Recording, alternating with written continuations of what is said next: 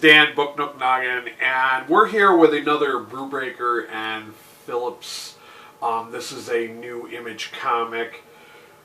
This one is Houses of the Unholy, and before we get into this book, I feel like I need to talk about how Ed Brubaker I love how he kind of focuses on certain time periods. He very much is a historical fiction kind of writer, but he writes about crime.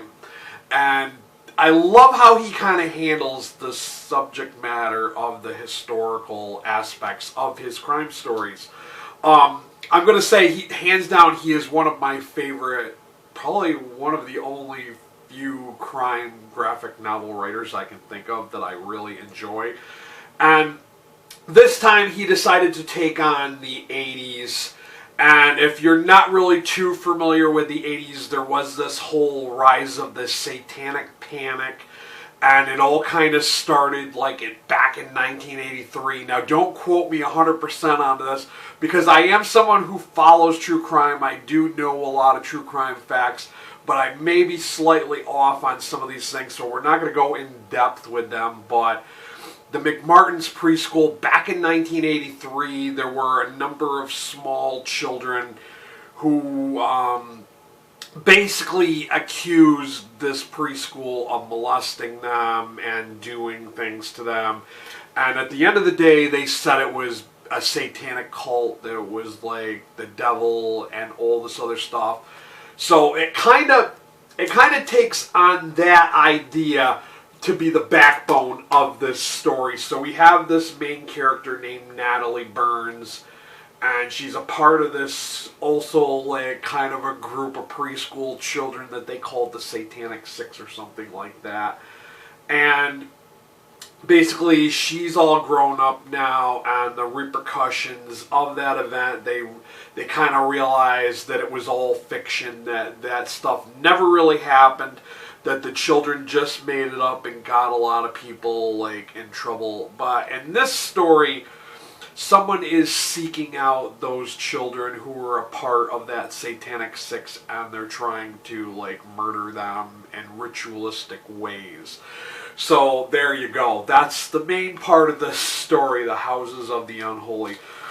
So it kind of starts out where we're meeting Natalie Burns, and we find out she's kind of like a PI, kind of like a bounty hunter type person. And she's her specialty is getting people out of and removing them from cult situations. And then she runs across this guy who says he's an FBI agent, and one thing leads to another. She finds out about this little plot to try to harm her and her fellow kids who were a part of this event that happened at her preschool when she was young in the 80s. One of the things I do have to say about this, while I do appreciate that Brubaker kind of builds on these historical kind of facts to create his fiction, his story, this really fell flat. And out of all the Brubaker and Phillips stories I've read, this one was probably one of the worst. It wasn't terrible, but it just didn't have that oomph that most of his stories have. I felt like this really fell flat. In the end, we kind of it kind of was a little too easy to kind of put the story together. I felt like it was way too easy to figure out what was going on. And then once you did figure out what was going on, it just really fell flat. And it was just I felt like this story could have been more developed in a way.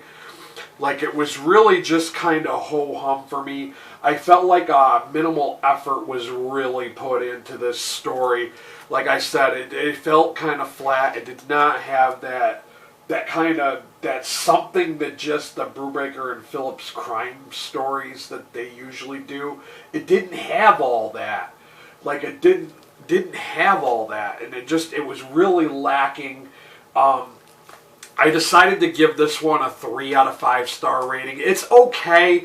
At the end of the day, if you're looking to, consume some more Brubaker and Phillips work, I mean, it was okay. It was, but was it great? No, it wasn't great. Am I going to say you can live without having read this? Yes, you can live without having read this one. But if you are somebody who likes to read everything by a certain author or a certain team, then go right ahead and check it out. And of course, as always, I will have a link to Amazon down below if you would like to check this out for yourselves. I'm also going to have down there my coffee link if you wouldn't mind helping support my channel, as I'm not receiving AdSense. We're just kind of doing this, and we're trying to meet all the standards for YouTube, but you know, it's a very slow process. I need that watch time. But you know, it is what it is. If you came here looking for more graphic novel reviews and recommendations, by all means, hit that subscriber button, hit that notification bell so you know when I upload, as I've been very sporadic with my uploads. Life has been crazy. It's coming at me like, you know, very fast, and I never know what the next day is going to bring. So we're just kind of winging it. We're just kind of doing it, and it is what it is. But that's all I got for you guys. I figured I would share this one with you, even though it was not as great as I had anticipated. It's still, it's an okay read. At the end of the day, we're just going to say that it was an okay read. I think you would find the events, the true historical events that kind of gave the idea for this story, are probably more fascinating than this book actually was. But until next time, guys, later.